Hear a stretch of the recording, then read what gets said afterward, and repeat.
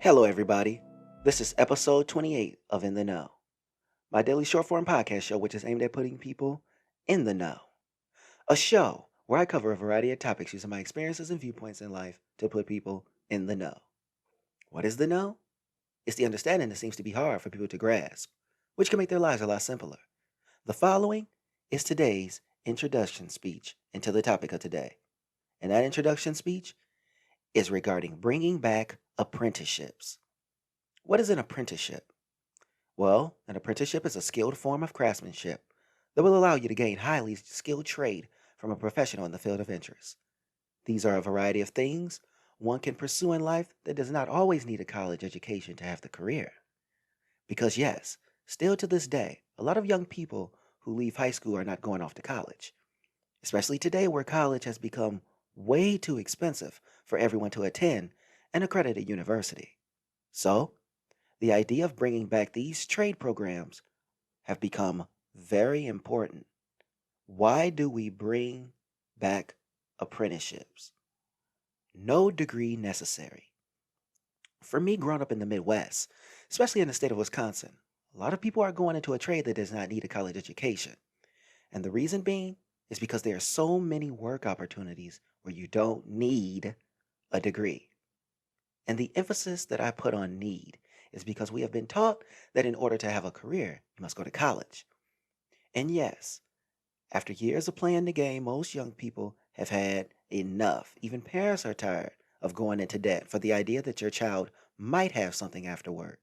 So kids are now convincing parents to allow them to pursue their career straight out of high school.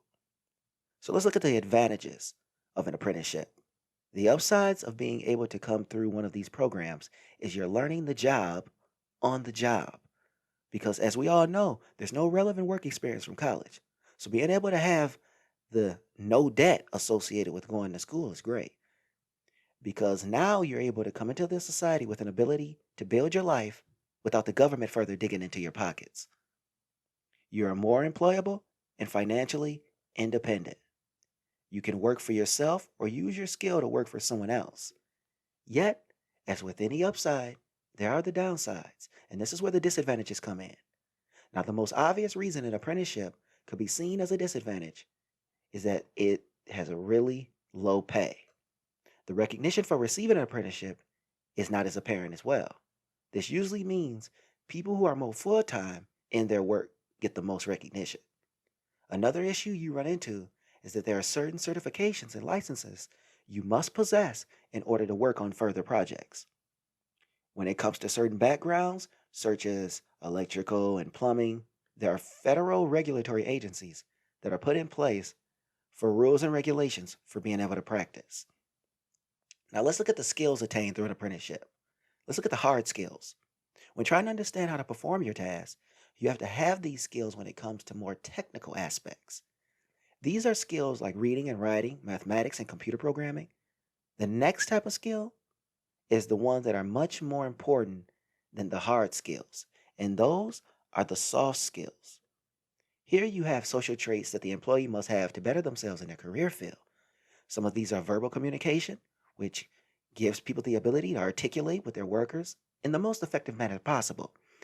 The next would be those interpersonal skills that allow you to work with others without judgment and a strong ability to understand one another. Next, we have the written ability, which allows you to communicate in a written form that brings information in the best form of verbiage.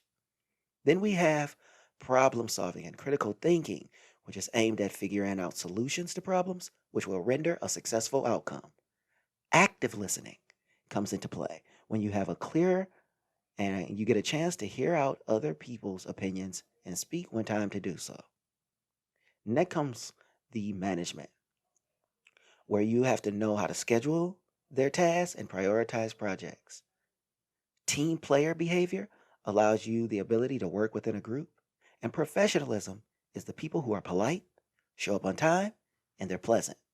Let's look at some industries in which you can work with an apprenticeship. There's advanced manufacturing, which is innovative technology, developing innovative products and processes. There's construction, the formation or building of objects, systems, and organizations. Energy, the production and sale of energy, also extraction of fuel, distribution, manufacturing, and refining, financial services, various services that manage money, including credit unions, banks, credit card companies. What about the hospitality and healthcare?